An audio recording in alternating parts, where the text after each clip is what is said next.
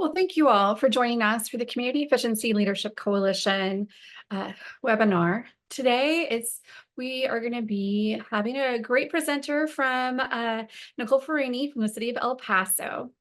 Today is Resiliency Through a West Texas City Lens.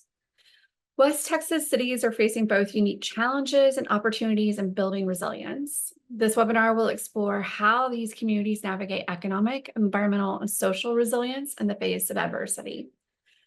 So thank you again for joining us today. I have a few housekeeping items that I'm going to talk about. One is the organization is putting on this event, and so we're SPEAR. We go by SPEAR because the acronym stands for South Central Partnership for Energy Efficiency as a Resource. We are part of a national network of regional energy efficiency organizations known as RIOs. RIOs work through funded partnerships with the U.S. Department of Energy, as well as collaborations with utilities, third-party program administrators, public officials, advocacy groups, and local governments, as well as foundations. So we partner and collaborate with a lot of different agencies to really kind of help state and local government scale energy efficiency and achieve cost-effective energy efficiency mechanisms. So we're pretty a diverse organization. We cover the state of Texas and Oklahoma. And again, we do this through science-based resources and trainings for our memberships and partners, as well as promoting policy. A couple of upcoming events we're very excited about. Of course, today, Resiliency Through West Texas City Lens. And then we also have later on the month a Community Efficiency Leadership Council virtual coffee hour. It's free to become a member. It's all for all local governments, and you can apply to be a part of that. And fairly easy. And what it is really to align partner initiatives, especially during this time with all these grant funding opportunities, as well as identify funding opportunities for projects. And we also have a mentorship program. And then you can also use this as an opportunity to collaborate as a group on regional sustainability projects and initiatives. So the CLC, it's a great organization to be a part of, and we have a virtual coffee hour later on this month. And then in August, the date is to be determined, but we're going to have a presentation with utilities engaging communities. And last but not least, our SPEAR industry policy and workshop for 2024. And that's going to be in September on the 19th and 20th. And as local governments, it's fairly affordable to attend. And I'll put information in the chat for both the application for being a part of the City Efficiency Leadership Council if you're a local government to join.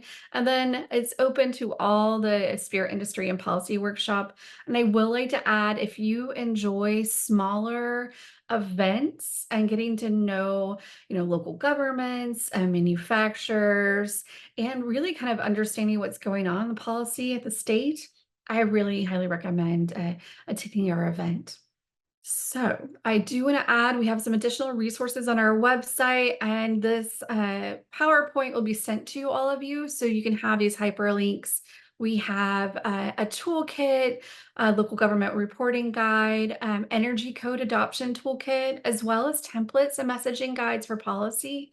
And then we have our YouTube channel, and I'll talk about that a little bit more. This series, the webinar series, is supported by, of course, SPEAR and the State Energy Conservation Office, as well as the Houston Advanced Research Center. Thank you all for supporting these events. So last but not least, to wrap up our housekeeping, questions are welcome in the chat. Presentations will be posted on the SPEAR website, which I'll put in the chat, as well as our YouTube channel. We have over 170 videos, educational videos on our YouTube channel. And then if you are attending this event, you have to attend it for most of the time period. So I'd say 45 minutes or more. And then you will have your ICC certificate will be mailed out within 3 days. Again, we would love for you all to everyone to participate in the survey. If you need that certificate, you need to contact us through the survey. Uh, let's see if I need to cover anything else. Question in the chat, presentation. Okay. All right. Well, then, without further ado, I'd like to introduce our presenter, Nicole Ferrini. She's the Climate and Sustainability Officer for the City of El Paso. She holds degrees in both interior design and architecture from Texas Tech University. It's from that basis and the world of design that Nicole launched her career in building a better, stronger, more prosperous community. In 2007, she founded the Uncommon LLC as a mechanism to effect positive change with the built environment. The uncommon concept of built for life is about creating environments that move the way we live now and change for the way we live tomorrow, while always maintaining respect for the rich cultural history that represents where we've come from. Nicole is the founding member of the USGBC Chihuahuan Desert Chapter, the Eco El Paso founding board member, a member of the Congress for New Urbanism.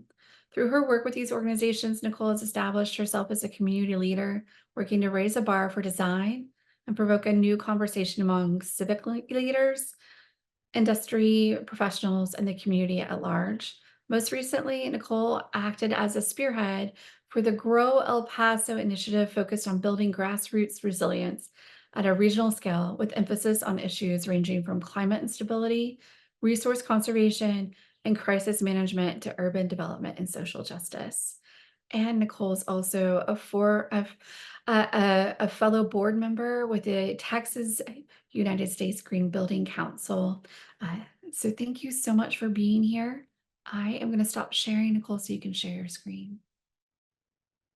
Thank you so much, Sean. And I want to thank Spear, CELC, obviously, everyone that's taken the time to be here this morning.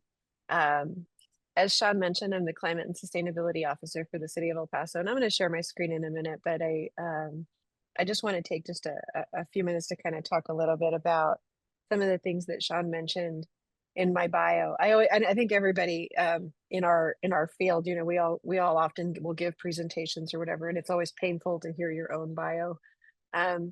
But some of what's in mine I share because I want to be able to share with you all kind of the journey.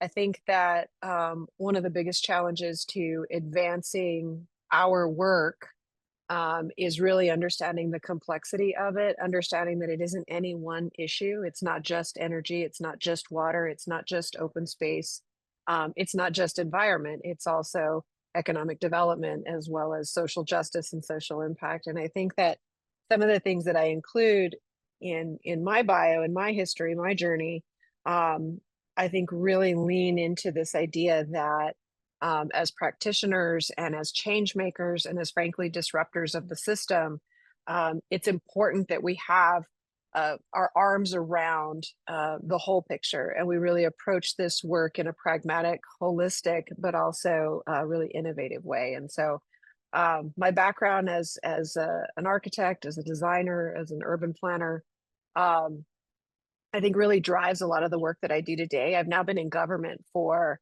a decade, which I joke with folks means that I've been in government for 750 years, because when you work in government, it's like dog years times 1,000.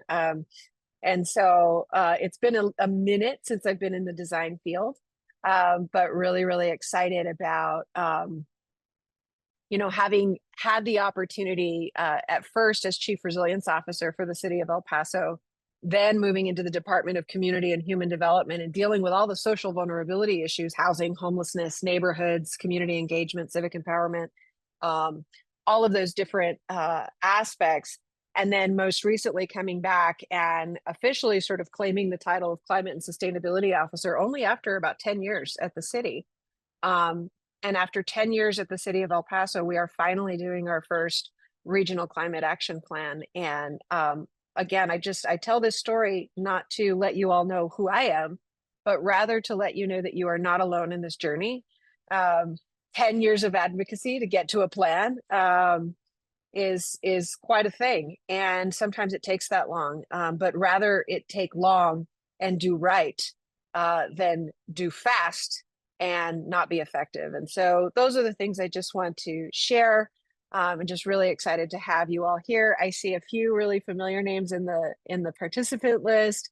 Really excited. The one I want to call out, and I'm sorry if I'm going to call you out, Yarkis, I see that you're on the line, my friend. I haven't seen you in almost a decade, but I keep seeing your name pop up. It's fantastic to see you again this morning.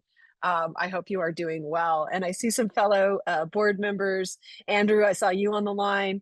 I'm just really, really excited, guys. And if I missed anybody that I know, and for those of you that I don't know, I'm just, overjoyed to meet you this morning. So now I'm going to share my screen. If you will give me just 1 second here to do so. In beginning the presentation, I want to say bienvenidos to my beautiful city. What you are seeing on the screen right now is one of my favorite shots of my community. I share it for a couple of reasons. A, because every single ounce of work that I have ever done in my 25 years of working in this space has been driven by the beauty of this place, by a love for my home. I think that starts to really expand across the state of Texas, across the country, and frankly, globally.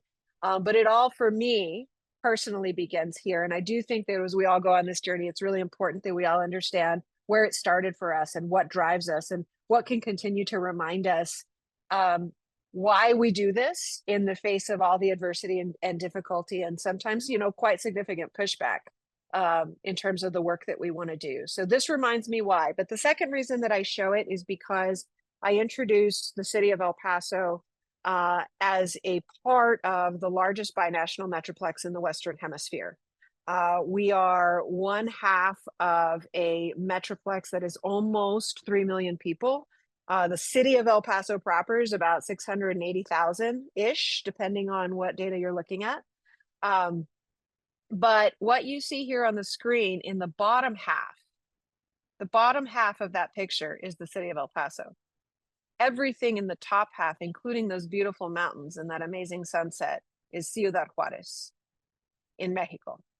So when I say that we are a binational metroplex, we are one city, one region, separated by an international border. But this community breathes together. We drink water together. We share energy together. And it becomes a really complex equation of how to address some really challenging issues all by themselves, but to address them in a binational context where 3 states and 2 countries come together. And those of you in government with me understand that when I say 3 states and 2 countries, the layers of governance that exist in that context make our work extremely challenging, but also gratifying.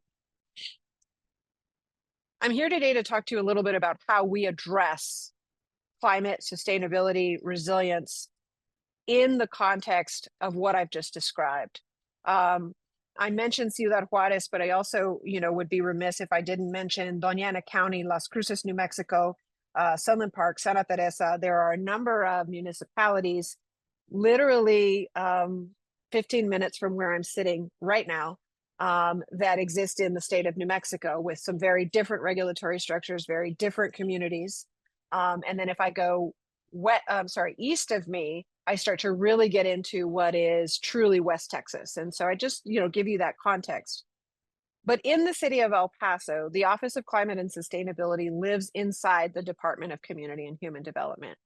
And we begin all of our work with an understanding that our responsibility is to serve. Period, full stop.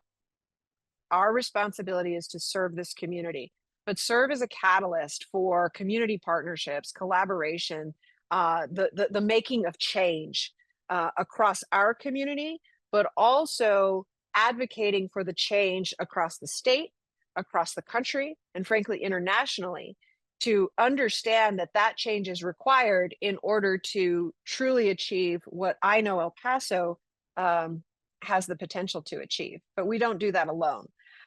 So those partnerships are extremely important. And I think oftentimes there's a misconception of what the role of a municipality is. in activating this work. We do have a wide breadth of tools, both policy and funding related, to be able to affect change directly. But I often will encourage people to challenge the notion that that is the only place that municipalities can make a difference. Municipalities are a great place to bring folks together, to convene, to collaborate, and to create the partnerships that are necessary to really take that those initiatives and exponentially explode them. As I mentioned, in the context that we live in here in El Paso, the city of El Paso proper, right? Capital C, City of El Paso, the municipal organization. We could do everything absolutely to perfection, which we don't, because no one does. But let me just, in fantasy land for a second, say the city of El Paso does everything absolutely perfectly. We are the most sustainable policymakers, infrastructure investors, all of those things. We have a jurisdictional boundary. And if we don't work together with our sister cities, our sister communities, and our sister regional El Pasoans, we're called the Paso del Norte, by the way. So when I say El Pasoans, often I'm referring to the region. It doesn't matter, because air don't care where you drew the line. That watershed shared all the way up from Colorado, all the way down to West Texas and into Mexico. So this idea that we can do this alone is a fallacy. Now, I got a little bit off target. I was talking about community and human development.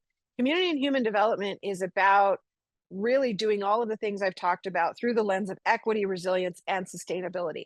The challenge with those three words is that, and you can have chief equity officers, chief resilience officers, chief sustainability officers, chief. And if we don't understand that those things are concepts, they are philosophies that must be embedded across an organization, they must be embedded across a plan, that they cannot be taken in isolation and truly be effective, we're missing the point. And so in community development, we really take those three philosophies, concepts, ideas very seriously as we integrate them across every ounce of work that we do. So having the Office of Climate and Sustainability within this department really gives it a lot of strength that it would not normally have. The typical model that I have seen, which works in other cities, by the way, this is not about our way is right and others are wrong. This is about how we've done it. But for climate and sustainability to stand alone, really in the organization of the municipality of El Paso, does not make it strong. The Climate and Sustainability Office is about 5 people strong, including me. However, by embedding in the Department of Community and Human Development, we have access to over 65 employees.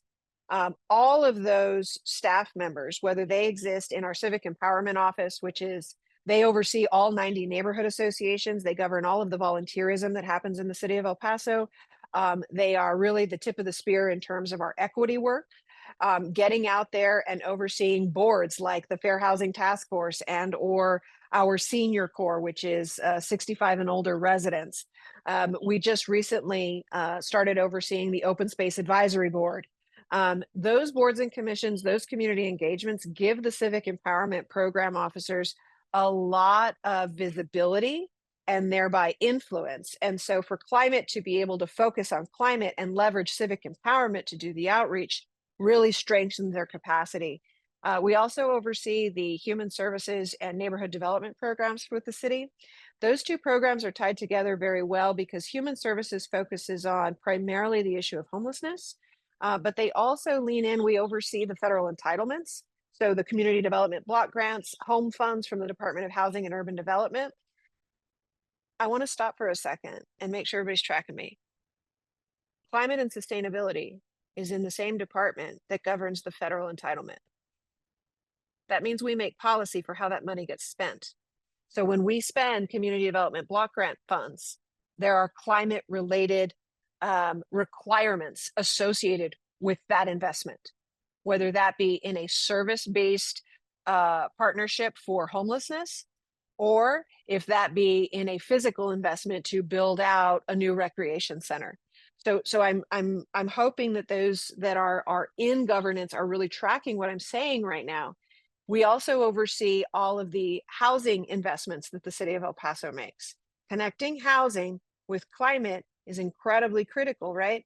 Because not only are we, all of us, grappling with the issues of massive urban sprawl, which is a direct driver of the climate crisis across the whole planet, but it also gives us this opportunity to take a look at not only where we develop, but how we develop.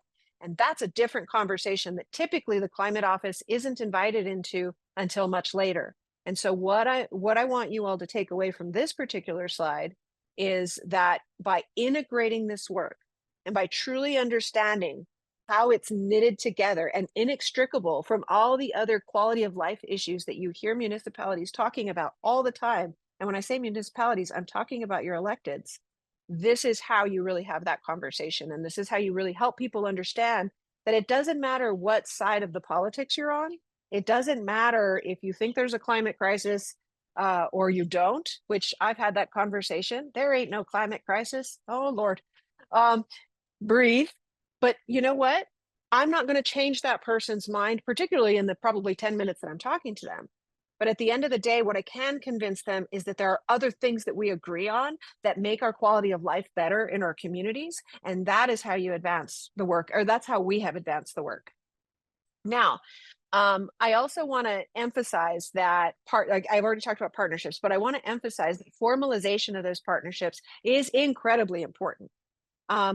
We had the opportunity, as did many of my sister communities, to participate in the climate pollution reduction grant process. CPRG 1 was the planning component. CPRG 2 is what I called the cherry on top of the pie, the thing we were really all after. A huge investment in projects that support climate pollution reduction. But the climate pollution reduction grant issued by the EPA really had a great nugget inside of it, and we leveraged the heck out of it. That grant said, you got to work across the MSA. You can't just work in your own city. Now, a lot of us, including myself, when that initially launched, thought, oh, Lord, I can't even handle this work in my own city. And now I got to go and do this work across the whole MSA. Well, I have to tell you, my friends, the way I was raised, you can either take a look at something like that, a challenge like that, as a burden, and you can be upset about it, or you can flip that script and say, this is an opportunity. And that's exactly what we did. The city of El Paso stood up and said, we'll do it. And everybody said, you're crazy. And I said, yeah, I know, I hear that all the time. Yes, we were, but we stood up and said we were going to lead, and we brought together 12 different governing bodies from across the entire MSA, which is in essence, as you can see here on the map, all of West Texas. We the West is Texas. But what you see here is a map of what the El Paso MSA looks like. It includes El Paso County as well as Hudspeth County. This is 4,500 square miles of predominantly desert territory. But what you'll also notice, aside from the geography of it, and this is what this slide is really about, is that this MSA has nearly 70% of our census tracts identified by the EPA as low income and disadvantaged. 70%, that's 65% of the human beings that live in this community. And when I say this community, I'm talking about this whole map. 65% of them are low income and disadvantaged. That should really say something about how and why it's so important that we invest, and not just through the lens of environment, but through the lens of social impact, affordability, and quality of life for everyone. And that, my friends, is equity. So our commitment to climate action in El Paso really, this is interesting. It really started many, many years ago, about 25 years ago when I first joined. I guess it was 20 years ago when I first joined the U.S. Green Building Council. I really started to learn about, as an architect, how you could invest in your community and really change the quality of the way people were living. From everything from being able to afford their own electric bills to, being able to enjoy open space without, melting in the heat. Do you have enough shade? Stuff like that. It started pretty simple for me. But over those 25 years, as I mentioned before, I have advocated for El Paso to do a climate action plan. but to do it properly. And interestingly enough, at a few points within the last 10 years, the idea to do a plan came up. And I can tell you that our community wasn't ready. We were ready to do a document. We weren't ready to do anything about it. And as climate officer, and again, if y'all haven't noticed, I have opinions, just a couple. But at the end of the day, I thought, no, I'm not going to do a plan yet. And people said, well, you're Nicole, you're the one that's, cheerleading for all this environment stuff and you miss USGBC and all this stuff. What do you mean we shouldn't do a climate? I was like, well, we're not ready. But every other city in Texas doing a climate plan. I was like, good. I'm really glad. I'm really happy for them. How can we support them? How can we learn from them? We were not ready. In 2022, El Paso voters approved a bond that included money not only for climate action planning, but also about $4 million, which is not a lot of money today, to invest in pilot projects that would help us understand how to address climate, not really necessarily at the global scale, but as they relate to the urban desert environment and the vulnerable populations of El Paso. By investing in small pilot projects through the bond, through the voter approved bond. So again, remember, now I've got voters telling me not just I want to do it because it's the right thing. I have voters telling me, do it, and here's the money. Aha, now we're all invested. Now we're in this together. But we're in this for the right reasons, and we understand what that means in our community. The second objective of our climate action is to make sure that everything we do is tangible for this community and that there's appropriate public accountability. That means setting benchmarks and metrics very early. That means setting benchmarks and metrics that are meaningful to El Pasoans. Does the climate office have goals to reduce greenhouse gas emissions? Absolutely we do. Don't we all? That's why we do climate plans, right? No, it's not. It is why globally it's important for us all to take action. That is what moves the needle for the climate crisis. But at the end of the day, moms and pops and grandmas and grandpas and kids and families in our communities want to be able to touch and experience the results of our climate investments. So what we need to be able to do is invest in initiatives, infrastructure, and projects, policies that not only reduce greenhouse gas emissions and improve air quality, but what else do they do for our people? So some of those metrics in El Paso are very much based in health, human health, economic development, and social impact. We also have environmental and climate related goals, but they sit a little more in the back seat, driving our knowledge of how we're impacting the global crisis. But at the end of the day, our elected officials, our leadership, and our community have tangible results that people understand. And that's really important. The final objective is really about understanding how we leverage both policy and funding. This is a soapbox that I've been on for a decade. Money is fantastic. I love money. Love money to invest in my infrastructure. Love money to be able to produce those tangible results I just talked about. Money's great. Policy's better. Policy's better because policy lives on. I think some of you might agree with me that we have been overjoyed with the amount of support through funding that we have seen come from particularly the EPA over the last year. Fantastic. I feel like I'm drinking, water through a fire hose in terms of chasing those dollars, but we're grateful. We're happy for that. But what I really need as a municipal leader is the ability to maintain, operate, and continue to invest in that infrastructure that I'm building out with this money through policy. And that's what's really difficult. Policy has the ability to live beyond political cycles. And that's what makes municipal and frankly, government investment in climate so difficult, is that we are chasing political cycles. And so that's not a dig on anyone.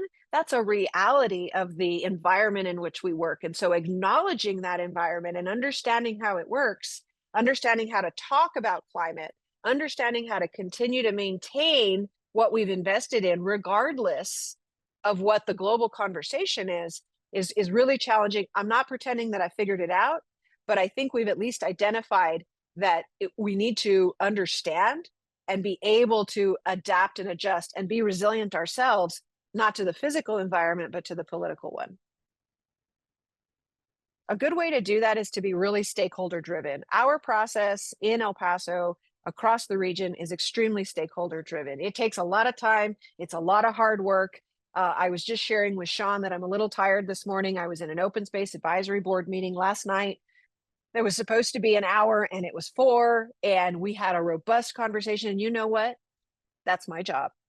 As a public servant, it is my responsibility to serve. It is my responsibility to sit for those 4 hours and hear every single one of the pieces of feedback that that board had to offer, and really offer them the subject matter expertise and the guidance that they need to be able to be engaged stakeholders. And that is another thing that is very much our job in the governing process.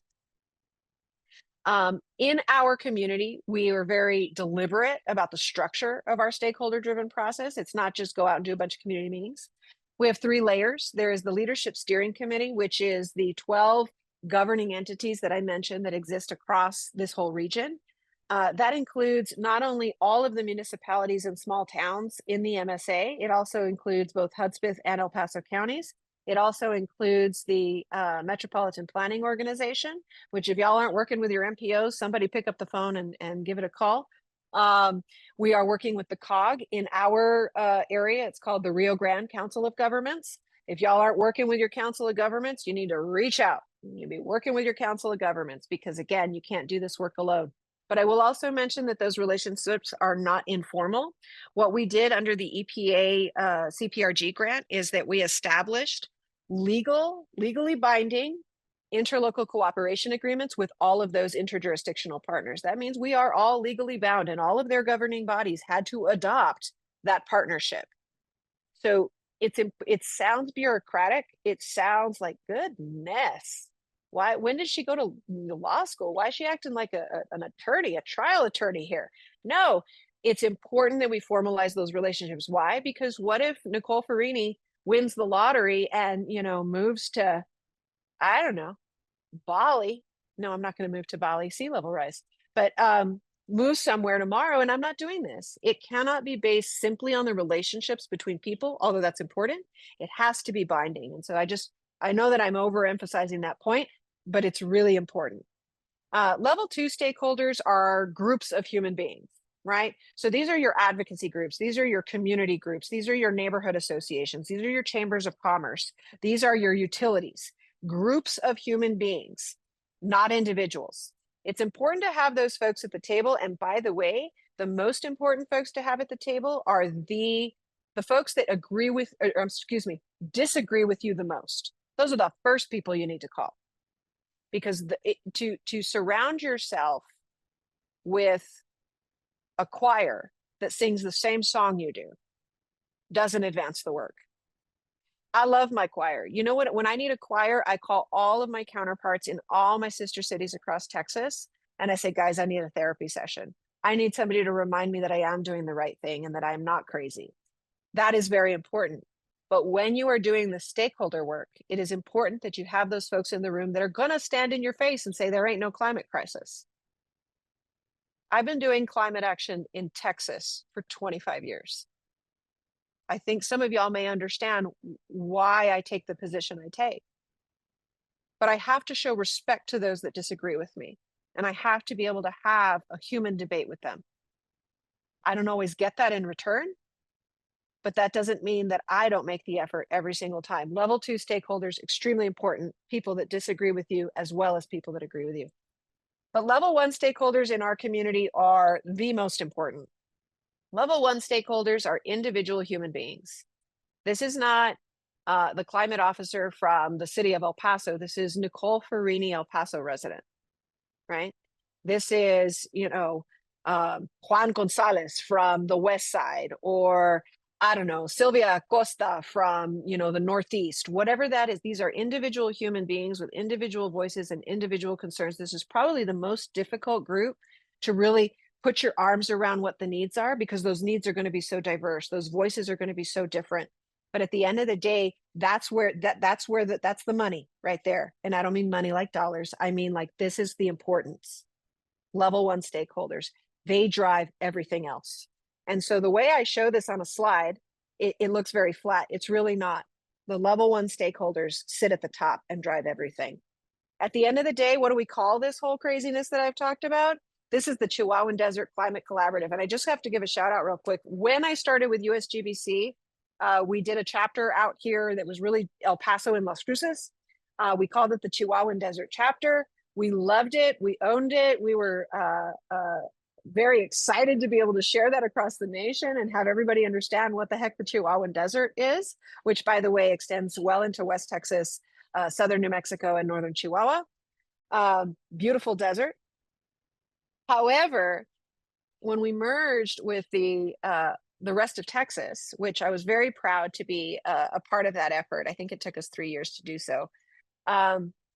We were thrilled to be welcomed, but we lost our Chihuahuan Desert name. So I just have to say for posterity that I was overjoyed that we formed this collaborative. We're going to call it the Chihuahuan Desert Climate Collaborative. And in a little bit, I'll show you guys our new website that isn't quite live yet, but very excited about it.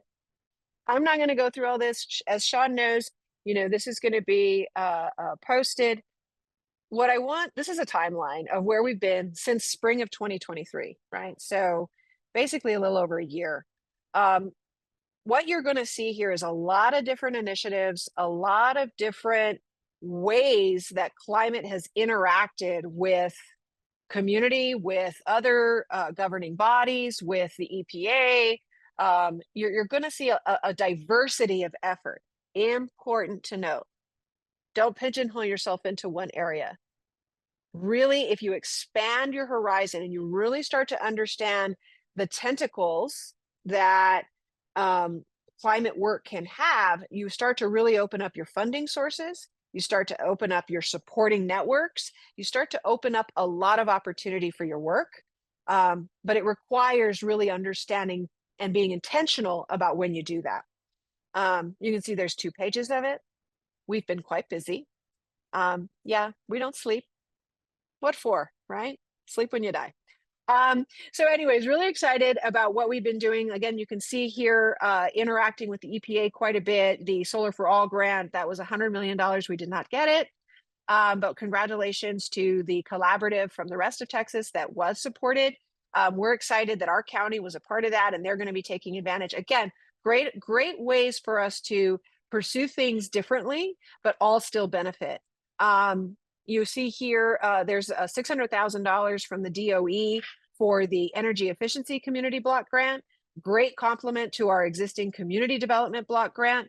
Again, because we've already started that work. I just want to note really quickly, that $600,000, there was a lot of push to invest it in municipal facilities, and we really pushed back. We're actually making that money available for our local nonprofit organizations that serve vulnerable populations, because we understand that if they can make their operations more efficient, more of their dollars, and frankly, the dollars that we give them on a regular basis, get invested in community and those social impacts rather than their energy bills. At the same time, we're, of course, reducing peak demand, which is good for all of us. Y'all see where the spaghetti brain starts to really work? That's really what I'm encouraging. I've talked a lot about what we're doing locally. I do want to mention that we do have our sights set on how we are connected to global goals. Depending on who I'm talking to, I will speak to what El Paso's role is in the global context of the climate crisis. But it's easier for me to do that if I can line it up with concepts that folks understand. So we use the SDGs. This is something that many of us have been familiar with for many years. It's something that I have to introduce on the regular as I'm talking to folks outside of our industry. But as we look at the Sustainable Development Goals, you can see the complexity and the different layering of resilience, sustainability, equity, all of those things really embedded here. It's really the global embodiment of everything I've already talked about. And so what we did following really a commitment to pursue that, we also realized those goals are enormous. If you take a look at, I'm sorry, I'm gonna go back really quickly.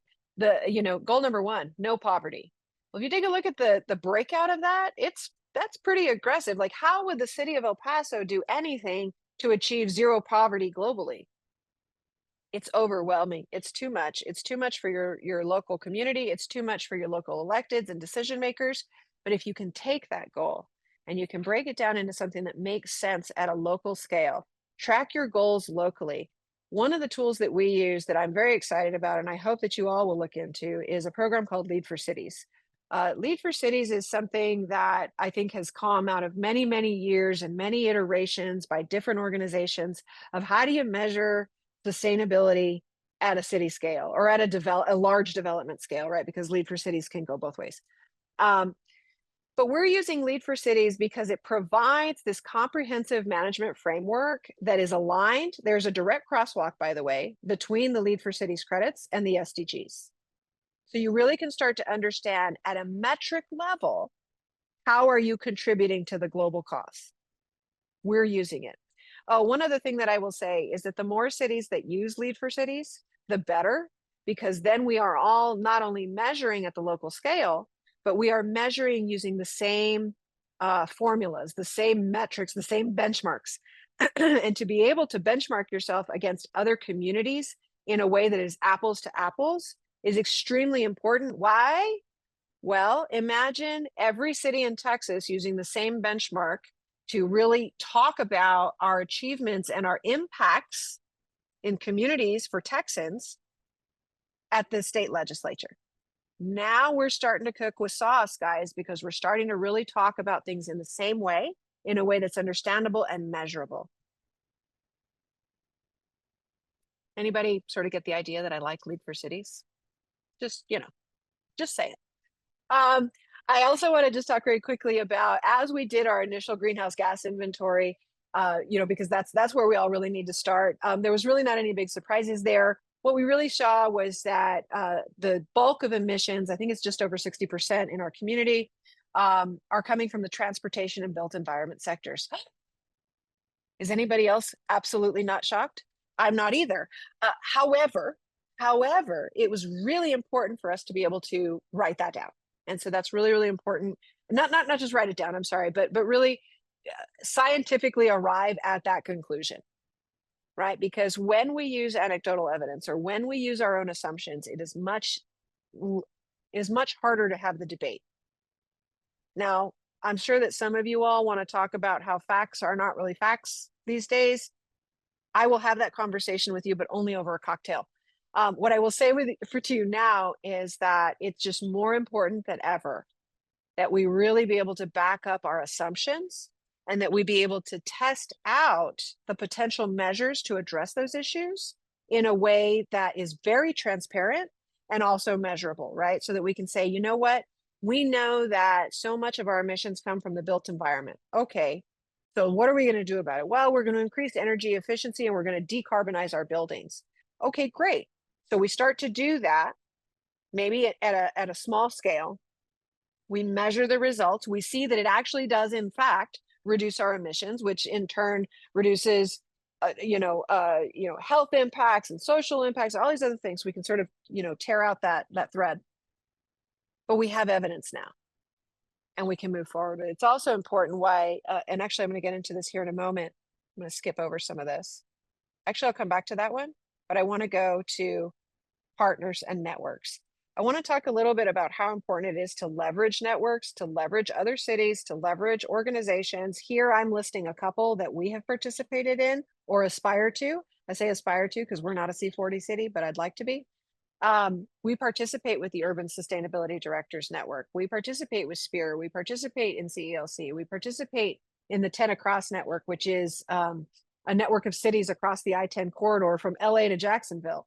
That's the entire American South, y'all. That's a really powerful network of cities. We also, as I said before, looking at USGBC Texas has established a city network that really you can become a part of, and it really delivers, I think, the support and assistance that cities need because we lack the capacity to do some of the work that we need to do in this space.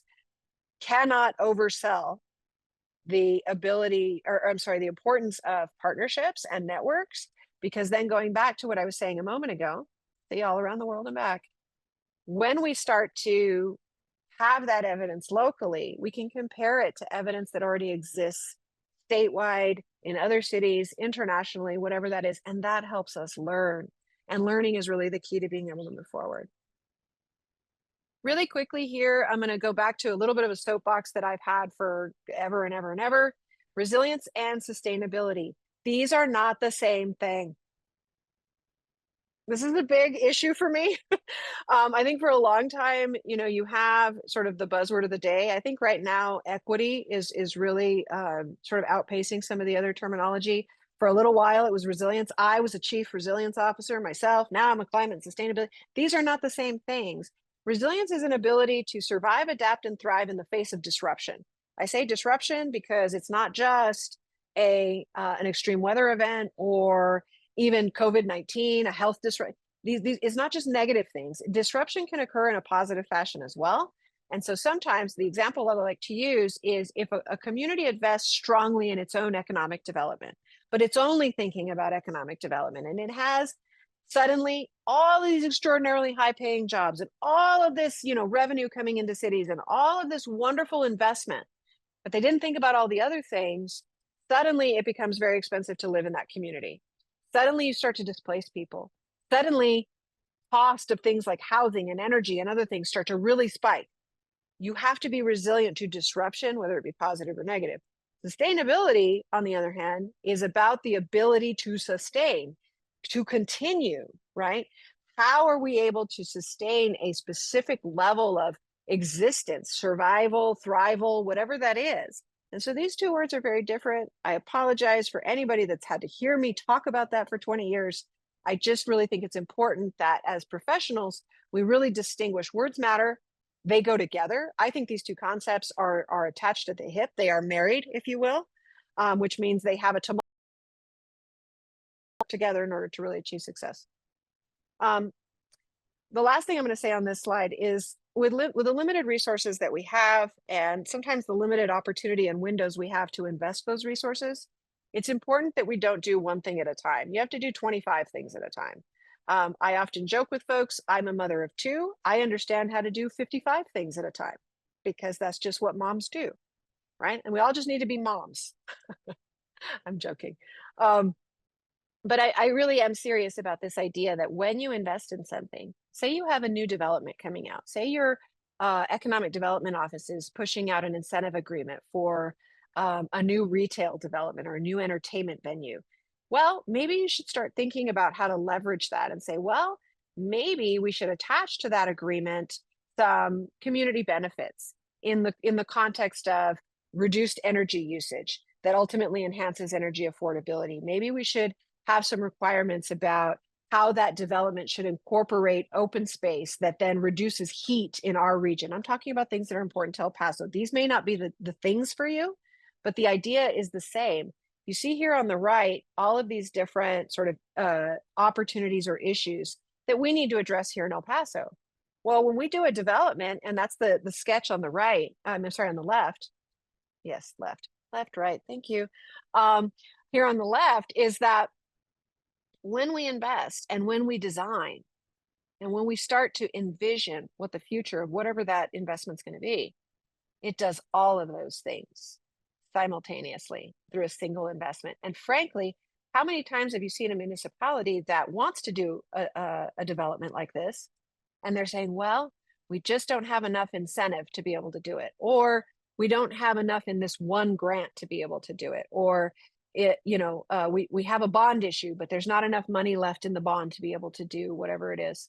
At the end of the day, guys, in the development world, in the private sector, physical development, you create what's called a capital stack. What developer in the private sector uses a single funding source to do everything? They don't. But as you expand the impact you're going to have, you are ultimately able to expand the access to funding sources, access to resources to get your development done, and ultimately, really address 25 things all at once. Here's just a quick example of something that does that. This was the El Paso region submission for CPRG2, the Climate Pollution Reduction Grant Phase 2. We call it the Chihuahuan Desert Carbon Mitigation Beltway. This is almost 200 miles of trail that extends from the Texas-New Mexico border all the way through to the edge of Hudspeth County, which is at the foot of the Guadalupe Peak. This is a project that touches every low income and disadvantaged community across the entire MSA in one way, shape, or form. It is a trail project, but at the end of the day, it's more than the trail. The trail is the line at which we started the design, but those pink dots, those blue dots, and some of the other notes that you're seeing here, and I recognize that it's small and you guys can't see it, but each one of those dots represents an expanded radius or a bigger geography where we took an important community or an important asset that the region has and really expanded it. And so let me see if I can, we zoom in a little bit here, but you can take a look at just even some of the labels here. One of the nodes towards the sort of middle of the screen, it's a purple node, is very nearby our K. Bailey Hutchison desal plant. And so what we're looking at as part of the investment is to create connections to the desal and be able to create more educational opportunities around how the West Texas region is really addressing the water crisis. Also at the K. Bailey Hutchison desal plant is our water education center, where you can learn more about things like advanced water treatment, which is another thing we're doing out here in West Texas to preserve our water supply. You see other nodes like the University of Texas at El Paso. That's a huge node because there's a lot of investment going on in the footprint of the campus. And so we're leveraging the investments of the UT system alongside this grant to do more to affect things like heat and energy and emissions reduction in that entire area. One last one that I will mention, well, two. One of them is the Isleta del Sur Pueblo. The Isleta del Sur Pueblo is the largest tribal reservation in an urban environment in the nation. It is the Tigua tribe, and we have partnered with the tribe as part of our MSA agreement. And we are in that area investing in not only their cultural center, but this urban ag initiative that the tribe has to remember why our ancestors chose this territory in the first place and how they learned to create their own food supply in the desert. There's this whole not only cultural experience, but educational experience and food supply experience. And so I hope that some of you all on the line don't just think I'm crazy. I hope that what you're hearing is that we are addressing all of those different needs of our community through a singular project. Now, granted, this is an extremely large one, and we really hope that we're successful. But at the end of the day, we're reducing emissions by not only reducing the amount of vehicle miles traveled in a car that El Pasoans and that regional folks spend, but we are also across this corridor proposing the planting of 10,000 trees in the desert. Yes, they will be native. Yes, we're dealing with water. I get that. But 10,000 trees. It will be the longest urban rural trail in the nation if we're able to build it. And that, my friends, is how you create tangible results that do 100,000 different things while they are ultimately reducing greenhouse gas emissions and addressing the global climate crisis. And with that, I'm excited to take any questions. And I hope that you all enjoyed the presentation this morning. Fantastic. Thank you, Nicole. Yeah, we can take any questions right now. It's a great presentation. I agree. I do have some poll questions I was going to put out there if we don't have any questions that are in the chat, which I don't, but I do see several shout outs. Nicole, a couple for the USGBC Lead for Cities. I also put in some links there for Lead for Cities and Communities, as well as the Urban Sustainability Directors Network. And also putting in a plug for the city, City Efficiency Leadership Coalition, also Absolutely. Community Efficiency Leadership Coalition. So I am going to go ahead and do these poll questions since we still have everyone. And then also, Nicole, are you open to sharing your contact information? Absolutely. 100%. Okay. Here I we have go. one thing that I do want to say, Sean, if I can, Right. just to everyone on the line.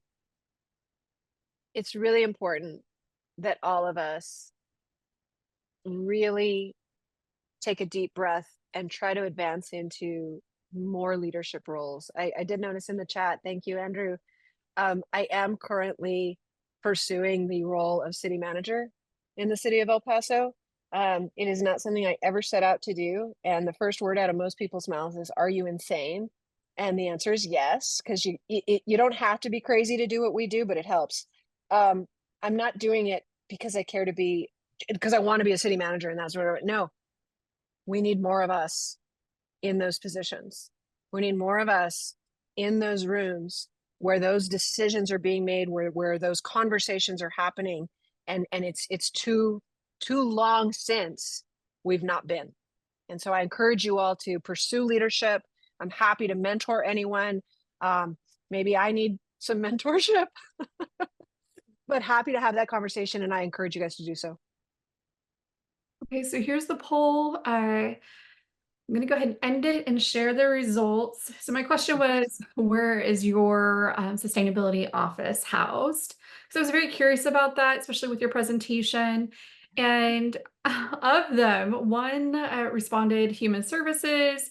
Most of them stated other. So that would be interesting. If you don't mind Interesting. putting in the chat what other means to you. And then there's environmental services and having their own sustainability office. So that I thought that was really interesting as Well, and well. I would say on that, I think, like I said, it really is about what's right for your city and or what makes sense in your leadership structure. I have to tell you that in this journey I'm on now to be in executive leadership, I'm going to have a hell of a time letting go of being directly responsible for climate. And it has been said to me, well, Nicole, is it your intention, if you get the job, to bring climate into the city manager's office? And that I'm torn. But so like I say, it depends on what is right for your city. For us, it meant you can't do the job with 5 people, but if I can access 65 people and be in a department, but you need a department head that doesn't silo the office. You need a department head that truly creates integration. So just a couple of things to consider if you're thinking about talking to your leadership about changing. And so that leads me to for leadership and having mentorship and network. I was really curious about which memberships do support you in leveraging networks. And so I listed USDN, USGBC, CLC, TEMA, and then also none. If you could put that, in the chat, as if there's another one, if you recommend another organization to have membership from. But I also wanted to put in a plug for the Spear Industry and Policy Workshop coming up. The costs go up fairly soon. So if you have any extra funds at the end of your fiscal year and you want to explore more small, intimate event, I would say check us out. It's only under $15. Let's see what else we got going on. It's the What I'll response. say, Sean, to that is as everybody's responding, again, it's about what's right for your community, but I encourage you to be a part of a diverse networks, right? Because you're going to get different support and different conversations in each of them. I also encourage you all to not only look at sustainability networks, really take a look at getting involved with economic development networks, educating ourselves about what everyone else is talking about and injecting climate and sustainability into that conversation is powerful. But I also, of course, encourage you to come back and have your therapy sessions like I do with my USDN, USGBC partners. So what economic development networks would you recommend? That's that's a good question. I'm trying to think off the top of my head. There's one in Texas that I'm going to forget. I actually presented at not that long ago. God, I don't know why it's escaping me. You know what? Aside from economic development, I'm going to tell you a couple of others in just municipal organizations, groups like ICMA, the International City Managers Association, the Texas Municipal League, the National League of Cities. These are not economic development organizations, but they have major economic development focus and big working groups around that. And so imagine having sustainability professionals at that table driving the advocacy of the Texas Municipal League. That's a big deal. And so those are the kinds of things I'm talking about. And now it's going to bother me. I'm going to have to look it up, Sean. I'm going to have to look it up. I don't remember the name of the organization. Well, I just shared the results and it looks like we're at the end of the time for our webinar, but most people responded again with the ones I listed that they weren't members of. So 9 out of 16. So there's several with a CLC. But I do want to end with thank you so much, Nicole, for sharing your time Yes. and expertise. And again, we will be posting this on our webpage and then YouTube, and please respond to our survey, because again, we use this information to improve upon this series, as well as we share it with the State Energy Conservation Office, who funds this. So again, thanks again for joining us, and I look forward to seeing you all at our next series.